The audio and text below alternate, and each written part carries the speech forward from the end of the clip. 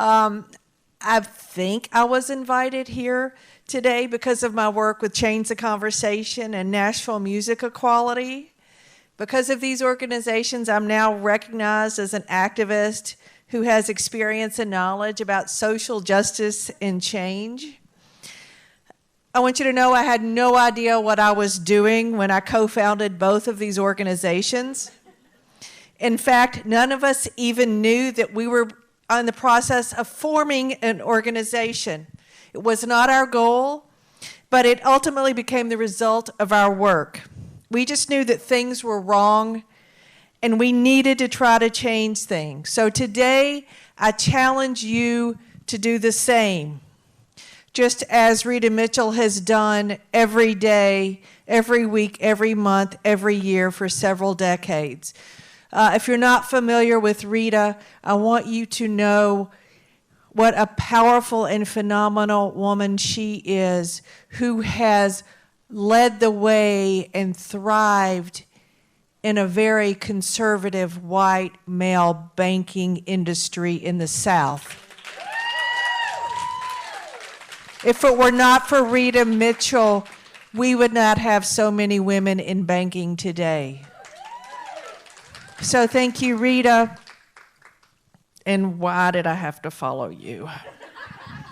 All right, so I take the stage at an interesting time. Today, as I was writing these notes, I got a text that said New York Governor Andrew Cuomo is resigning after an investigation found him guilty of multiple episodes of sexual harassment. I want to be clear, that was not the case of one woman. This was the result of many women speaking out, women telling their truth. And it wasn't just because of the women who spoke out about their personal experiences with Andrew Cuomo. It was the brave women who spoke out about Harvey Weinstein, Matt Lauer, Charlie Rose, Donald Trump, and the other powerful men who abused women for far too long. It was the founders of the Me Too movement. It was the millions of everyday women who posted Me Too on their social media, who may have elaborated on what happened to them. It was all of the women across America who spoke and said, this is wrong and it must be stopped. By speaking their truth, they have changed a nation. So I'm here to tell you today that your voices matter. Your voices are vital. You don't need any money, experience, or credentials. You don't need permission to speak. Let me repeat that. You do not need permission to speak. You don't already have to have a national platform. You can change the world by having one conversation. It begins by changing one heart at a time, one mind at a time. Begin in your home with your spouse, your siblings, your children, your parents. Let it spread to your office, then your community, your church.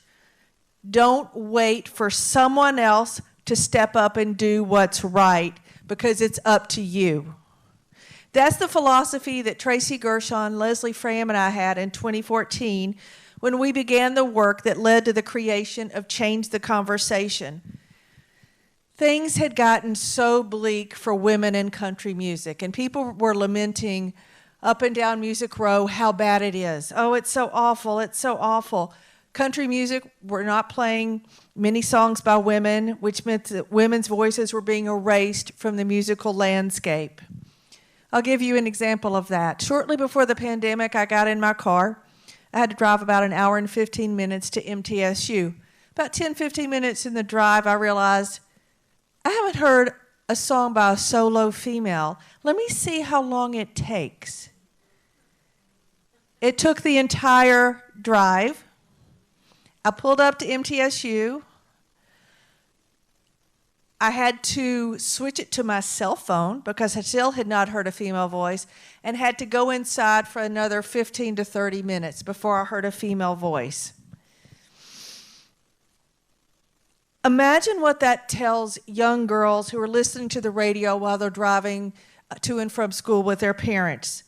They aren't hearing anyone who sounds like them. They aren't hearing anyone who shares their experiences. In essence, they're being told that they don't matter. For those of you who think, well, this doesn't concern me, I don't listen to country music, let me assure you that the rest of America still largely defines Nashville by country music. It's our most prominent export, so you need to care. For the younger ones in here, like you and like Wish, who are under 30, who are thinking, well, who cares about radio? Nobody listens to radio anymore anyway. In country music, radio is still king, or queen, if you will. Without radio hits, you can't get booked on national TV shows such as The Today Show or The Tonight Show. You can't get nominated for awards, so you can't appear on award shows, which are highly visible. You're probably not going to get the endorsement deals. You won't get booked on national tours. You won't get to play the festivals. So country radio is still largely the yardstick by which success is measured.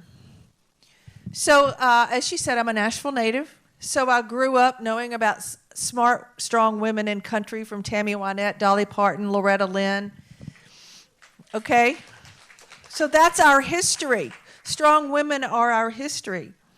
In the 80s and 90s and early 2000s, we had women of all shapes and sizes, from all musical backgrounds and influences. You could just rattle them off. Reba McEntire, Shania Twain, Faith Hill, Kathy Mattea, Trisha Yearwood, Mary Chapin Carpenter, Pam Tillis, Martina McBride, Lori Morgan, Winona, Jody Messina, Sarah Evans, and on and on and on. A little later, we had the Dixie Chicks, Taylor Swift, and Carrie Underwood. I bet many of you now would be hard-pressed to name 5 new solo female artists. And therein lies the problem, and that's what I'm here to talk to you about today. First, let me tell you a little bit about Change the Conversation, and then I'll give you history and a backstory. Change the Conversation is a group of largely Nashville-based women and men from various music backgrounds who are working together to improve the environment for women in country music. Our goal is to create an even playing field. Our goals include getting more women played on country radio and the streaming platforms, getting more women signed to record deals and publishing company deals, and getting more women featured in high-profile opportunities, such as performing on an award show. We want to banish the myth and misperceptions that women don't support other women or like to hear other women on the radio. And we are working to create a set of facts that shows the realities of success of women through album sales, concert tickets, alcohol sales at venues. So we fight inequality with truth. It's important to note that this does not just affect the women who are trying to make a living in country music, but it affects all women, because music is an important force in shaping popular culture, which should reflect who we are as a society. When women don't see themselves reflected in pop culture, it takes a toll on our self-esteem, our dreams, and our ambitions. There is little that many women can relate to when listening to today's country radio, and pop culture is important in shaping how we view ourselves and a woman's role in society. All right, think about you're growing up. Who are the women entertainers that gave you inspiration? What posters did you have on the wall? Even now, do you listen to Beyonce or Katy Perry to get ready for a meeting or to work out? I mean, you can look at figures in history like Anne Frank. She had posters of Hollywood actresses on her wall for inspiration. You've probably heard of Malala, the young woman who won the Nobel Peace Prize. She was inspired by the character in Ugly Betty, the TV show, and thought, well, if that character can find her voice, I can speak out too. That's why it's important that women are portrayed accurately in popular culture. So, as I said before, we had no idea what we were doing. We certainly didn't know we were starting an organization, much less a movement. So in 2014, things were getting pretty bad for women. And talked to Leslie Fram, who's a senior vice president at CMT, and I said, God, we got to try to do something. Unbeknownst to me, she'd been having the same conversation with Tracy Gershon, who's a prominent music industry executive. She's been a record label executive and an artist manager. And Leslie said, well, let's just get together for coffee to see what we can do. So, well, I should say a Coca-Cola for me, as my friends know, but they had coffee. And what can we do? We didn't know, but we had to try to do something. So we decided to have sort of a salon-like gathering at my house in January of 2015. And we invited 40 or so industry leaders, largely women, but some men, and just said, look, we're concerned and we want to try to do something. And Tracy said, look, this is not a bitch session. We want to come up with solutions. Who's with us? And every hand went up. And so we decided, okay, we're going to do something. None of us know how the name Change the Conversation came about at this point. The next meeting, the audience size doubled. And they were fired up. You could feel the passion in the room. Before the next meeting, that's when Keith Hill, the radio consultant, made his famous tomato comment, where he advised his radio stations not to play two women in a row. You didn't play two women back to back. You certainly didn't play a lot of women. And he said men like Keith Urban and Luke Bryan are the lettuce and women are the tomatoes. Well, that was the best thing that could have happened to us, because that gave us a symbol. It gave us a rallying cry. And it proved what we had been saying. There was a problem at country radio with women. Keep in mind, when we first started, lots of people were saying no such problem existed. The good news is we have done a lot of work. We have gotten national press.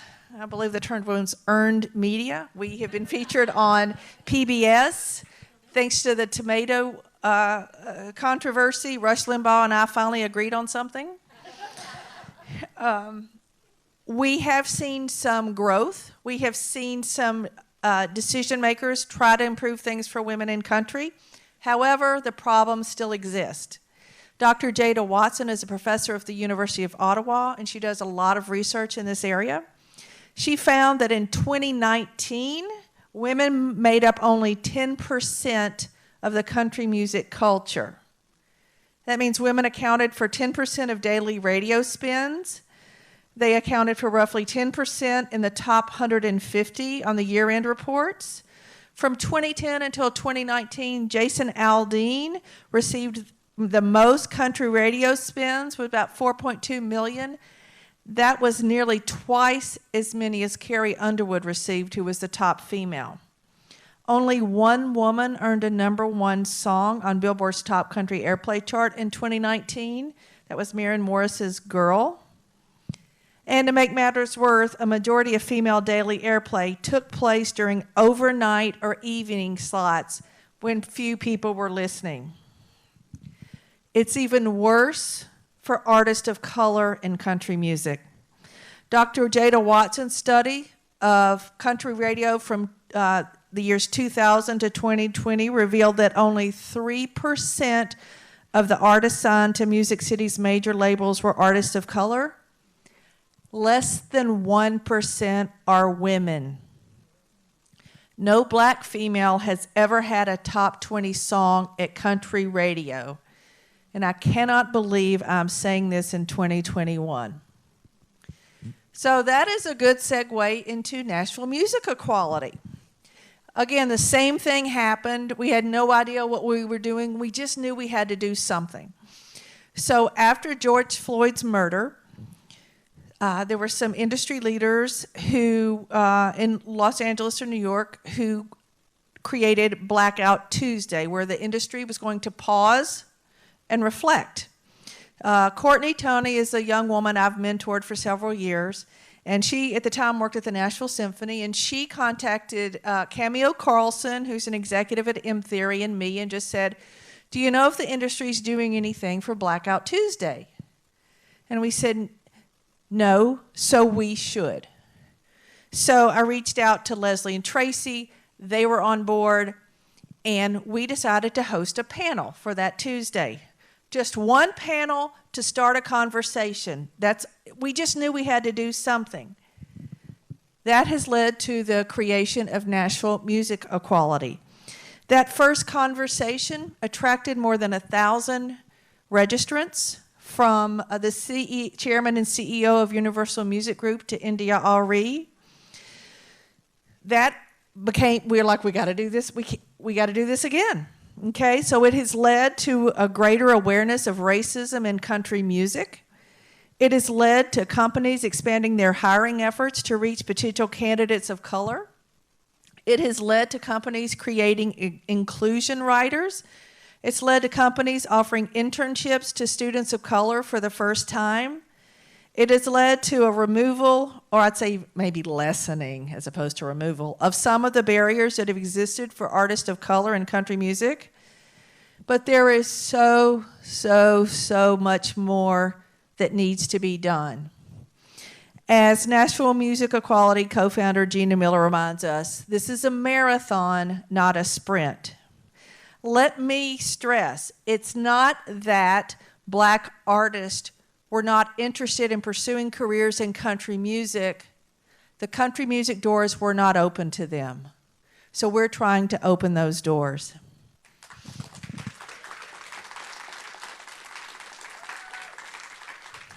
So today I want to encourage you to be the first to step up. Don't wait on other people.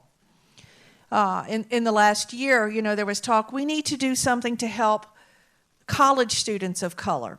There was some talk about maybe creating a program, but nobody was doing anything. So I just said, well, screw it, I'll do it.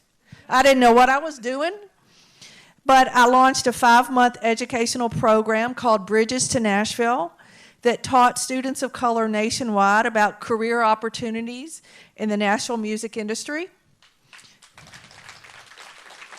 And the goal was twofold. First of all, I wanted students of color to consider careers in Nashville. And then I wanted to be able to hand hiring managers a stack of resumes when they said, well, we want to hire more people of color, we just don't know how to find them. Now they have a stack of attachments in their inbox. Did I know what I was doing? Absolutely not. Did I make mistakes? Yeah. Could it have been better? Absolutely. But I stepped up, took action, and now Nashville companies have these resumes, and students across the nation are considering Nashville as a career path. So my point is, both of these organizations simply began with a conversation and a desire to try to fix a problem. We didn't have any money.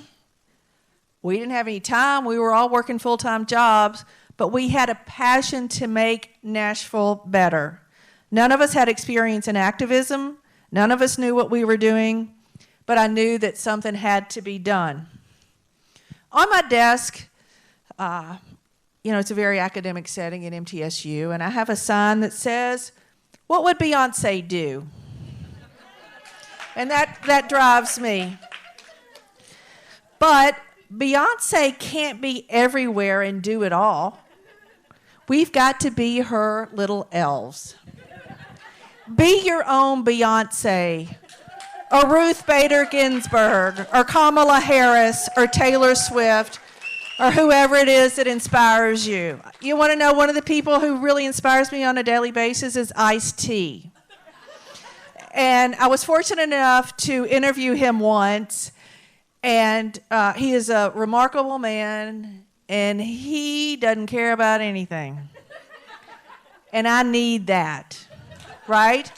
One of the most important things I've learned from Ice-T is that haters hate up. They're not going to bother hating you if you're sitting on your sofa watching TV. But if you're out trying to change the world, you're going to threaten them. So if you get criticism, if people talk badly about you, you're doing something right. When I was in my 20s, and I'm 55, listen, I'll own my age because I look okay for 55. I don't look good for 35. When I was in my 20s, some of us would say, I wish I had been around in the 60s when there was that revolution, and, I'd have been out on the front lines marching. But would we? You know what? Now's our chance. Are you using your personal power, your platforms, your friendships, and your positions to improve our community? Or are you just sitting this one out? You are part of history right now. Whether you make it or not, you're making history, whether it's a good guy or a bad guy. If someone took a snapshot of your participation or lack thereof, would you be a protester rallying to bring about equality for all? Or would you be one of those clinging to the old unequal ways that have defined our society for much too long? If you aren't part of the solution, as the saying goes, you're part of the problem. Just as we now look back on old photographs of what our parents were doing, will your children or grandchildren or heirs be proud of what you did 50 years from now? I urge you, I'm going to get a little political. I had crossed this out, but I'm going there. I urge you to tune out the political rhetoric that's designed to distract us. We know that racism exists, it's bad, and it's wrong, period. We know that sexism exists, and it's bad, and it's wrong, period. So don't fall for the political traps of bait and switch. All right, so if they criticize Black Lives Matter and talk about the founders are communists, then they don't have to address the problem of racism in America. If we criticize the failings of the other political party, then we don't have to address what's going on in our own house. But make no mistake, Andrew Cuomo, who is a Democrat, Donald Trump, who is a Republican, they're both sexual predators. That needs to be stopped. That behavior should not be accepted. All right, so we're all fired up now, right? We're all fired up. So what do we do? How do you begin? Just do something, right? Speak up. Your conversations and posts can have tremendous power and can change hearts and minds. Speak with truth, honesty, and respect. Start around your own group. If someone makes an offensive statement, let them know it's not cool. If you see someone with less power than you have in the workplace, defend them. Speak up for them. If you see a woman or a person of color cut off when they're speaking at work, which happens all the time, steer the conversation back to them. Give credit to women and people of color for their ideas. Ask for their opinions in meetings. Give them a seat at the table.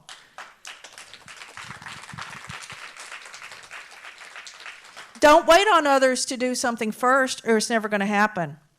You are responsible to be the change in your own life. You're responsible for setting a good example in your home, your workplace, your circle of friends. If you're white, this should be a time of listening and learning from your black friends and coworkers. That's what I've done this last year. And it's hard because I talk a lot.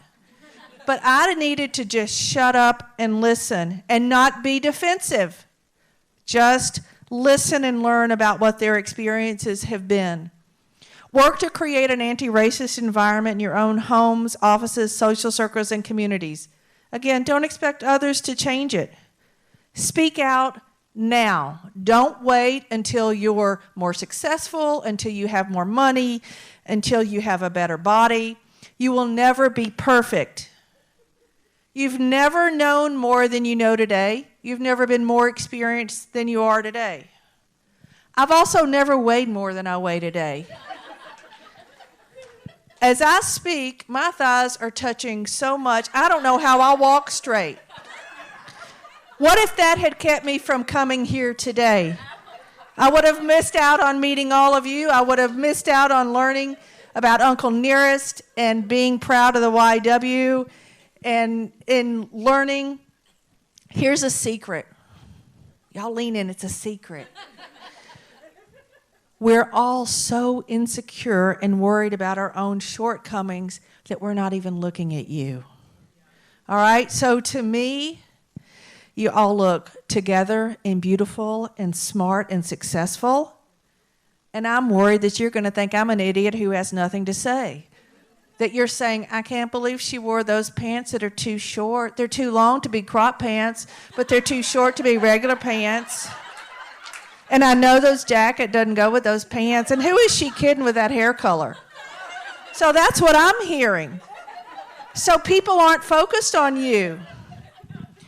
Most people in this room right now would like to meet you, but they're too afraid to approach a stranger. So before you leave, I challenge you to introduce yourself to 3 people. Come up. Don't criticize other women. Most of us are just doing the best we can. Whether it's Kim Kardashian or Jane Goodall, they're both doing what's right for them. Don't mock women on social media. Support and mentor other women. Since I'm talking about the music industry, support female artists, writers, and creators. Buy their music. Attend their concerts. Buy their t-shirts. Support them on social media. Money matters, not just to that particular artist, who, by the way, have struggled during the pandemic, but it's important because of the statement it makes to the world. We need to show that women support other women, and we have economic power and influence. Support companies that support women and people of color. Don't support companies that don't. Call your local radio station and ask them to play women. If they don't, contact their advertisers and let them know that. Join this museum. Become a member. Something I did last year, I decided, and again, I didn't know what I was doing. I just thought, God, there's so many women I think they're so great and they don't know it. I think I'm going to tell them. So I decided to write a tribute every day for a year to a woman I admired. A few of the, if I wrote one about you, raise your hand. Didn't take any money. It didn't take any time. Did I have mistakes in my post? I'm sure I did. Did I have typos? I'm sure I did. So it made me feel better. It inspired me. It let the women know that they were on the right track, that they were seen and their work and their lives mattered, and it inspired other women. It is your duty to improve things for the next generation. If you don't, you will have failed our mothers and grandmothers who sacrificed so much to make things better for us. And among those groundbreaking women were the suffragettes who worked tirelessly exactly 100 years ago, often not far from here, to give women the right to vote. Thanks to their passion and perseverance, Tennessee cast the final vote needed to ratify the 19th Amendment. As these suffragettes taught us, there's nothing women can't do when they work together for change. What are we going to tell the next generation? Thank you.